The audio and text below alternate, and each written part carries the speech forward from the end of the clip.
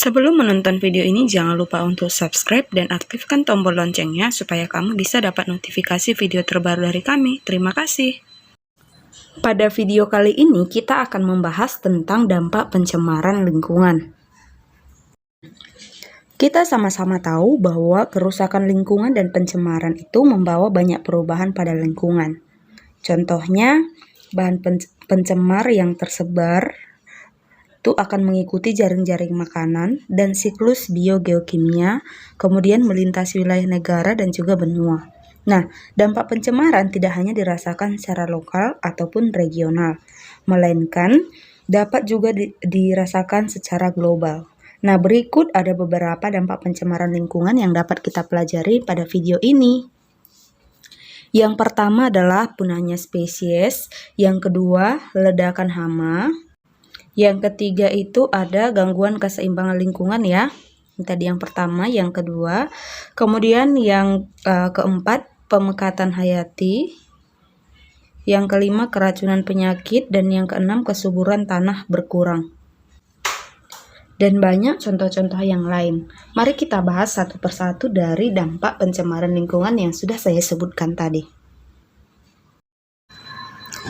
Yang pertama adalah punahnya spesies.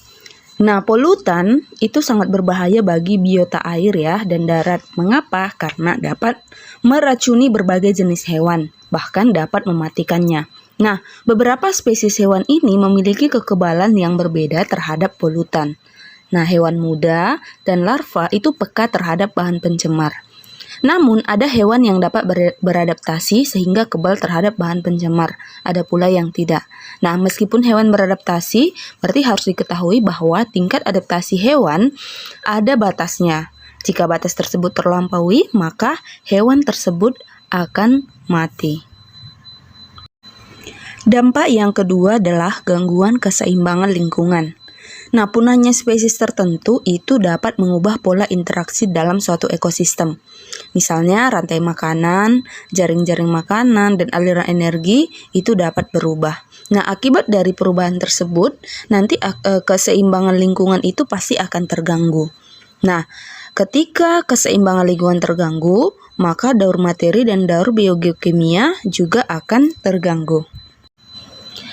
Nah, yang ketiga, keracunan dan penyakit.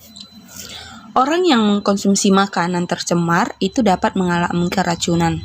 Nah, akibat dari keracunan tersebut, maka orang tersebut akan mengalami kerusakan fungsi organ, sehingga nanti akan menyebabkan cacat pada keturunannya, bahkan ada yang meninggal dunia.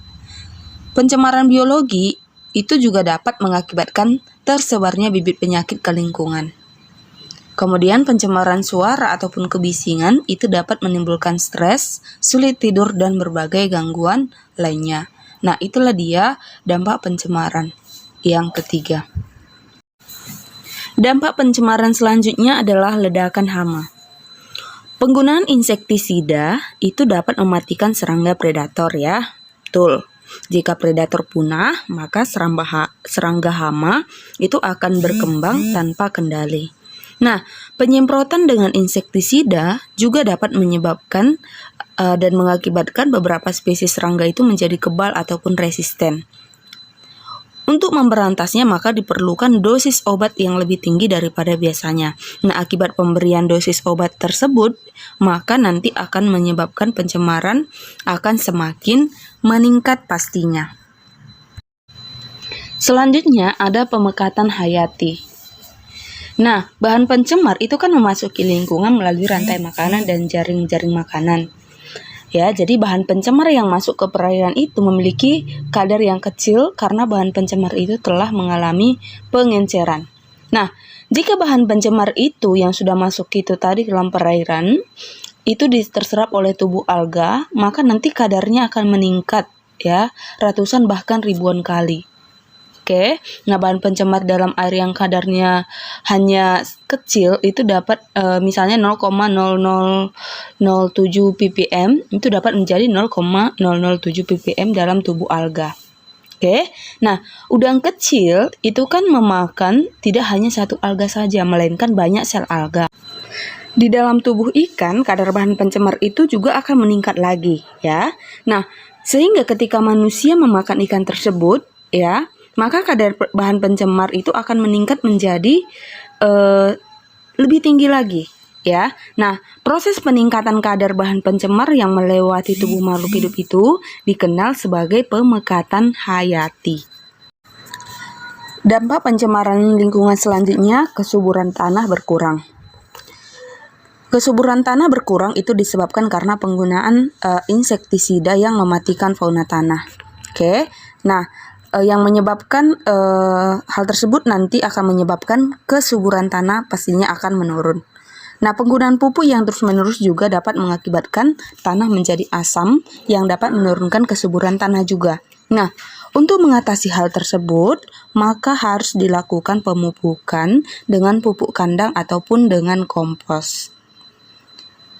Selain daripada itu, sistem penanaman berseling atau tumpang sari serta rotasi tanaman, ya.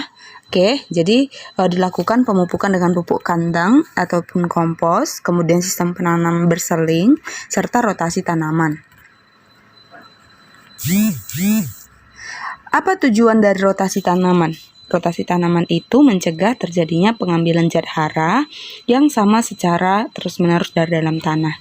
Oke, dengan demikian, dengan adanya rotasi tanaman nanti akan membantu mengatasi menurunnya kesuburan tanah. Dampak selanjutnya adalah terbentuknya lubang ozon. Nah, terbentuknya lubang ozon ini kan merupakan salah satu permasalahan global ya, bukan hanya lokal. Ya, nah hal tersebut disebabkan karena bahan pencemar itu dapat tersebar dan dapat menimbulkan dampak di tempat lain, ya, bukan hanya di satu tempat saja, tetapi di tempat lain. Nah, gas CFC, ya, misalnya dari freon dan spray itu dapat membubung tinggi, ya, dan dapat mencapai stratosfer. Di stratosfer, maka nanti terdapat lapisan gas ozon ataupun O3. Nah, lapisan ozon ini dia nanti akan melindungi ataupun sebagai pelindung bumi dari cahaya ultraviolet. Jika lapisan CFC ini mencapai lapisan ozon, maka akan terjadi reaksi antara CFC dan ozon sehingga lapisan ozon nanti akan berlubang. Jika tidak ada lapisan ozon, maka radiasi cahaya ultraviolet mencapai permukaan bumi dan nanti akan menyebabkan kematian organisme pastinya, ya, bukan hanya organisme tetapi juga tumbuhan menjadi kerdil, alga di lautan mati, terjadi mutasi genetik, menyebabkan kanker kulit dan juga kanker retina mata. Nah, itulah dia penyebab jika lapisan ozon berlubang, ya, jika lapisan ozon berlubang. Dampak yang terakhir adalah efek rumah kaca. Nah, efek rumah kaca ini juga merupakan salah satu permasalahan global ya, di mana gas CO2 yang dihasilkan dari proses pembakaran itu meningkatkan kadar CO2 di atmosfer. Nah, akibatnya bumi akan diselimuti gas dan debu-debu pencemar.